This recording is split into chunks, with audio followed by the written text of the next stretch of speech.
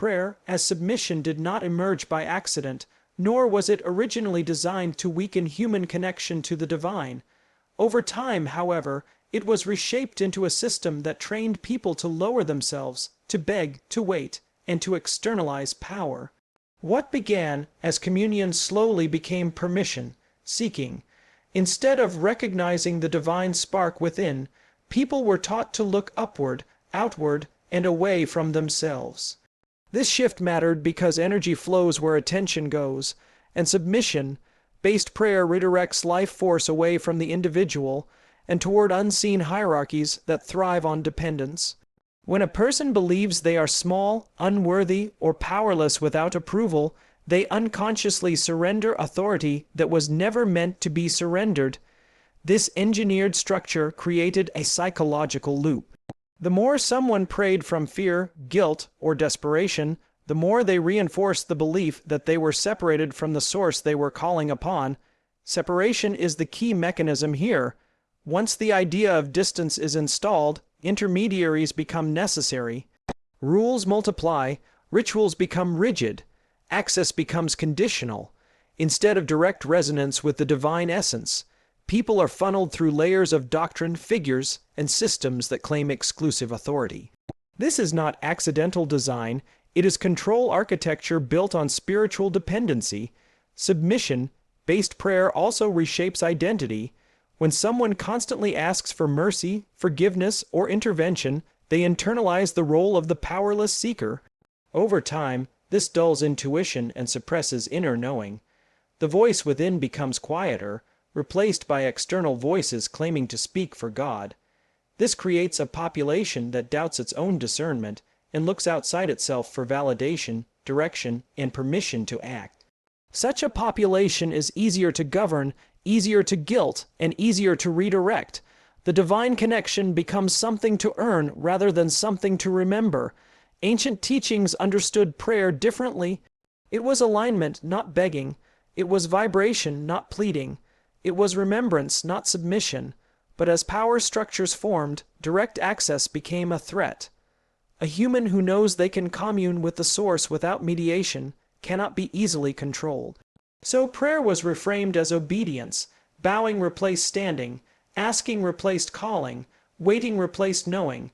The divine was placed on a throne far away, while humanity was placed beneath it, taught to kneel rather than resonate. This is where the concept of blocked access becomes crucial. When prayer is framed as submission, it subtly installs the belief that the source is reluctant, distant, or conditional. The individual must prove worthiness, purity, or suffering to be heard. This creates endless loops of self-judgment. The more someone feels unheard, the more they pray harder, reinforcing the same powerless pattern. Energy flows upward but never cycles back fully because the connection is one, directional rather than reciprocal. Entities often referred to as Archons in ancient texts are symbolic of forces that exploit this imbalance. Whether understood psychologically, energetically, or metaphysically, these forces benefit from systems that harvest emotional energy generated by fear, shame, and longing. Submission-based prayer produces all three: fear of punishment, shame of unworthiness, longing for rescue. These emotional states are potent, and when repeated daily, they become sustainable sources of energetic output. A person in sovereignty generates clarity and stillness. A person in submission generates turbulence and emotional charge. Blocking direct access does not require force, it only requires belief. Once someone believes they are not allowed to approach the source directly, they self-police their own power. They silence intuitive insights if those insights contradict doctrine. They distrust inner experiences unless validated by authority. Over time, the inner channel closes not because it is destroyed, but because it is ignored. Like a muscle unused, it weakens. This is one of the most effective forms of control because it appears voluntary. The tragedy is that many feel something is wrong but cannot name it. They pray constantly yet feel empty. They follow every rule yet feel distant from God. This confusion is often interpreted as personal failure rather than structural manipulation. People blame themselves for not praying enough, not believing enough, not suffering enough, never realizing the framework itself is inverted. The door they are knocking on was never outside of them. Submission-based prayer also distorts time perception. It teaches people to wait for future intervention instead of embodying present authority. Help is always coming later. Justice is always postponed. Reward is always deferred. This keeps consciousness trapped in anticipation rather than activation. A being waiting for rescue does not act. A being waiting for permission does not lead. This delay benefits systems that depend on obedience rather than awakened participation. When access is blocked, calling becomes forbidden. Calling is direct. Calling assumes connection. Calling assumes authority. Calling does not ask if it is allowed. This is why submission-based prayer discourages inner stillness and self-trust. Silence threatens the system because silence reconnects the individual to their own signal. In that space, external voices lose volume. The person begins to sense alignment rather than instruction. Understanding this does not require abandoning spirituality. It requires reclaiming it. The issue is not prayer itself, but posture. Are you kneeling internally or standing? Are you begging or remembering? Are you asking a distant power to notice you? Or are you aligning with the source that animates you? Systems that rely on submission will always frame sovereignty as arrogance and self, connection as rebellion, because a being that knows its origin cannot be easily redirected, cannot be easily harvested, cannot be easily silenced, and cannot be convinced that the divine lives somewhere else, beyond reach, beyond permission, beyond you, when it has always been closer than breath, closer than thought, closer than fear, waiting not for obedience, but for recognition. Mary Magdalene preserved knowledge that was deliberately hidden from the masses, knowledge that transcended the superficial narratives of history and doctrine. While many view her merely as a follower of Jesus, her role was far more complex and subversive than conventional accounts suggest. She carried the wisdom of direct connection to the divine source, a wisdom that bypassed intermediaries and hierarchical control. This knowledge was dangerous to those who sought to centralize spiritual authority because it empowered individuals to access truth independently. Her teachings were never about blind faith or passive devotion. They were about awakening the inner sight, awakening the capacity to recognize the monad within. To the uninitiated, this may sound abstract, but at its core, it is a call to reclaim authority over one's spiritual destiny. Mary Magdalene's teachings were coded in ways that could survive persecution and distortion, hidden in allegory, parables, and personal guidance, meant only for those who were ready to perceive beyond the veil. Her preservation of this knowledge was not just an act of devotion, but an act of resistance. The religious institutions that rose after her time often sought to control the narrative, deciding who could speak, who could interpret, and who could access spiritual power. In doing so, they erased voices that threatened the status quo. Mary Magdalene's voice was almost completely removed from mainstream scripture and history, diminished to a figure of scandal or moral lesson, while the depth of her spiritual instruction was buried. Yet she ensured that those who were ready could still access her teachings, encoded in ways that would survive time and persecution. She understood that true spiritual power cannot be contained by authority figures. It exists within the individual who remembers how to connect directly to the source. This is why her legacy has persisted quietly, in whispers, in texts that were preserved underground, and in the intuition of those who feel drawn to her despite centuries of erasure. The core of her teaching revolves around sovereignty of the soul and the recognition of inner authority. Mary Magdalene emphasized that the divine is not a distant figure to petition, but an inner presence to call forth. She instructed chosen ones to cultivate a relationship with the monad that was unmediated, unfiltered, and immediate. This was a radical departure from the dominant models of prayer and worship that had emerged around her. To call the monad is to assert one's own authority while simultaneously acknowledging unity with the ultimate source. It is not an act of ego, but an act of recognition and remembrance. Those who learned to call the monad directly accessed clarity, guidance, and empowerment that could not be interrupted by external control. This knowledge inherently threatens systems built on dependency and submission, which is why it was suppressed. The Archons, both metaphysical and structural, depend on individuals remaining in ignorance of this direct link to the source. Mary Magdalene also taught that emotional and energetic alignment is key to accessing the monad. She emphasized practices that engage the whole being, mind, body, and spirit, rather than isolated rituals that only scratch the surface.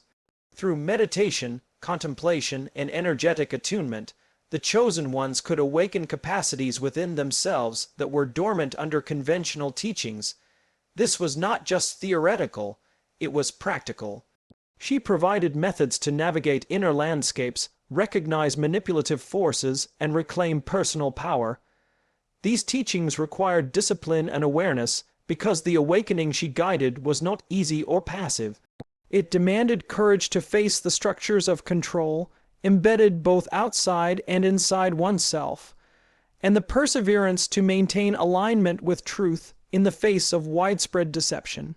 Those who undertook this path discovered that much of what they had been taught to revere externally was a reflection of limitations imposed to maintain control.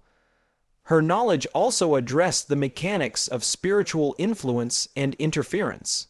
Mary Magdalene warned about entities and forces that feed on fear, doubt, and submission, often referred to as Archons in ancient texts.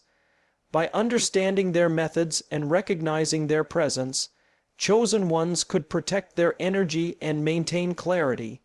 This aspect of her teaching is particularly significant because it reframes spiritual struggle not as a moral battle, but as a struggle for sovereignty and awareness. She revealed that power structures, both human and metaphysical, operate by masking truth and creating dependency. When individuals learn to recognize the monad within, these external forces lose their leverage. This teaching is subversive because it shifts the locus of power from institutions and intermediaries to the individual, affirming that the divine is not out there, but accessible here, now, within one's own consciousness. The transmission of her wisdom was always selective, intended for those whose inner resonance could perceive its depth. She embedded keys in parables, symbolic language, and direct initiation practices, creating a path that would remain intact even if overt references were erased. This selective preservation ensured that the teachings could survive oppression while remaining inaccessible to those who were not ready to embody them responsibly. Mary Magdalene's approach was therefore both protective and empowering. She understood that spiritual awakening is not a matter of public declaration, but of internal transformation, and that true discipleship requires awakening personal authority rather than dependence on external approval. Her life and teachings serve as a model for how knowledge can endure through subtlety, secrecy, and inner cultivation. By safeguarding these teachings, she created a lineage of chosen ones who carry the ability to access the monad directly, bypassing the rituals and limitations imposed by hierarchical systems. This knowledge is not symbolic alone. It produces tangible changes in perception, intuition, and energetic sovereignty. Those who follow her guidance experience heightened awareness, resilience against manipulation, and clarity in navigating both spiritual and material challenges. The wisdom she preserved emphasizes that each person has the capacity to remember and call upon the source directly, reclaiming the authority that was always theirs. In essence, Mary Magdalene's teachings act as a blueprint for liberation, guiding chosen ones to reclaim what was deliberately hidden, awaken to inner sovereignty, and engage the world from a place of direct connection and unmediated power. Archons lose power when chosen ones call the source within, because their influence depends entirely on disconnection, distraction, and externalization of authority. These forces, whether understood symbolically, psychologically, or metaphysically, do not rule through strength but through misdirection. Their survival is tied to the belief that humans are incomplete, fallen, or cut off from the origin of consciousness.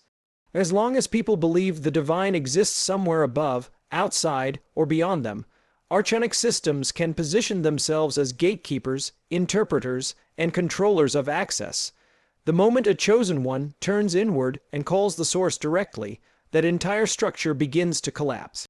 Calling the source within does not generate fear, urgency, or emotional turbulence, which is precisely why Archons cannot feed on it. These systems draw energy from heightened emotional states such as guilt, shame, desperation, and unworthiness. Submission-based belief patterns generate constant emotional output, keeping individuals in a cycle of need and dependence. When a chosen one shifts from asking to calling, from pleading to alignment, the emotional charge drops. Stillness replaces anxiety, clarity replaces confusion, presence replaces longing. In this state, there is nothing for parasitic systems to attach to. The power of Archons lies in narrative control. They thrive on stories that define humans as flawed beings in need of correction, salvation, or permission. These narratives are repeated through institutions, doctrines, and social conditioning until they feel like unquestionable truth. Calling the source within interrupts this narrative loop. It bypasses language, hierarchy, and ideology, returning the individual to direct experience. Once someone experiences connection without mediation, belief is no longer required. Knowing replaces faith, and systems built on belief alone lose their grip. Archons also rely on fragmentation. They benefit when individuals are divided internally, when thoughts conflict with intuition, when identity is split between what is felt and what is permitted. Calling the source within reunifies these fragments. It aligns thought, feeling, and awareness into a single coherent signal. This coherence is disruptive to any system that depends on internal conflict to maintain control. A coherent being is difficult to manipulate because manipulation requires confusion, doubt, and self-betrayal. Another critical element is time distortion. Archonic systems often push consciousness into past guilt or future hope. Regret and anticipation are both fertile grounds for control. Calling the source within anchors awareness in the present moment, where influence is weakest. In presence, there is no narrative to exploit, no imagined punishment to fear, no deferred reward to chase. Power returns to now, and in now, external control mechanisms dissolve. Chosen ones who call the source within begin to notice subtle changes. They become less reactive to provocation. They stop seeking validation from authority figures. They feel less compelled to explain or defend their inner knowing. This quiet independence is deeply threatening to systems built on obedience. Archons cannot command those who no longer recognize their authority.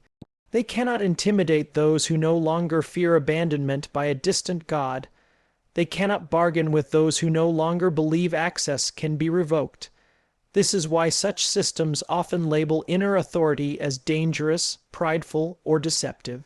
They frame self, connection as ego, and obedience as humility. This inversion keeps people policing themselves, rejecting their own insights before anyone else has to. When a chosen one calls the source within, this inversion is exposed. Humility is revealed as alignment, not self-erasure. Authority is revealed as responsibility, not dominance. The fear-based labels lose credibility once direct experience contradicts them. Energetically, calling the source within stabilizes the field. Instead of energy leaking outward through worry, hope, and pleading, it circulates internally, strengthening presence and awareness. Stable fields are resistant to intrusion. They do not resonate with manipulation frequencies. Archons operate through resonance. They amplify what already exists within the individual. When fear is absent, fear-based influence has nothing to amplify. The hatred Archons have for this practice is not emotional, it is structural. Their existence depends on humans forgetting their origin. Memory is the enemy. Calling the source within is an act of remembrance. It restores access to a level of consciousness that predates hierarchy, doctrine, and control. It reminds the individual that connection was never lost, only ignored. Once remembered, it cannot be unseen. Chosen ones often experience resistance when they begin this practice. Old belief systems react. External pressures increase, doubts surface. This is not failure, it is evidence of disruption. Systems rarely resist what is harmless to them. The discomfort signals a reconfiguration of internal authority. As the inner signal strengthens, external noise becomes more obvious and less convincing. Calling the source within does not make one superior to others. It removes the need for superiority entirely. Comparison dissolves. Competition fades. There is no hierarchy in direct connection, only resonance. This alone dismantles countless power structures that depend on ranking, status, and spiritual merit systems. The Archons lose power not because they are fought, but because they are no longer fed. Attention withdraws, emotional charge settles, belief dissolves into knowing. The chosen one does not rebel, they remember. And in remembering, they step outside the architecture of control, not through force, but through alignment with what was always present, always accessible, always waiting beneath layers of imposed forgettings.